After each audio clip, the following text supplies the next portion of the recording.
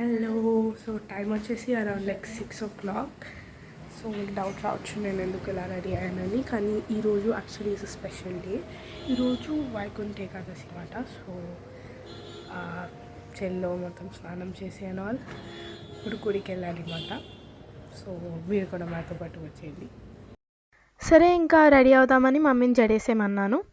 Mummy జడేయడం start చేసింది. Mirror కొంచెం క్లీన్గా లేదు, ఏమనుకోకండి.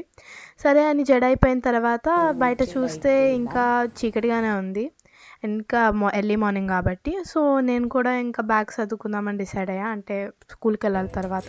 సో ఇంకా డాడీ సరే పోదామంటే డోర్ ఓపెన్ చేశాడు, కిందకి వెళ్ళాము. కుమారి ఆంటీ అయితే ముగ్గు కూడా వేసేసింది.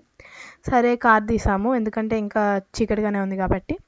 గుళ్ళు మాత్రం బాగా లైటింగ్ రష్గానే ఉన్నాయి. మేము వెళ్ళిన గుడి కూడా చాలా రష్గానే ఉంది. గుడికి అయితే లైటింగ్స్ కూడా చాలా బాగా పెట్టారు.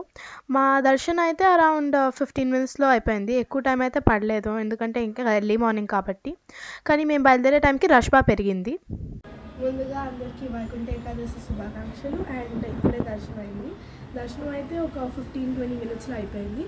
ఒక షాల్వా అండ్ దండ అండ్ శ్రీవారి ప్రసాదం వచ్చింది. So hope you enjoyed the video. ఇట్లు కోనసీమ అమ్మాయి.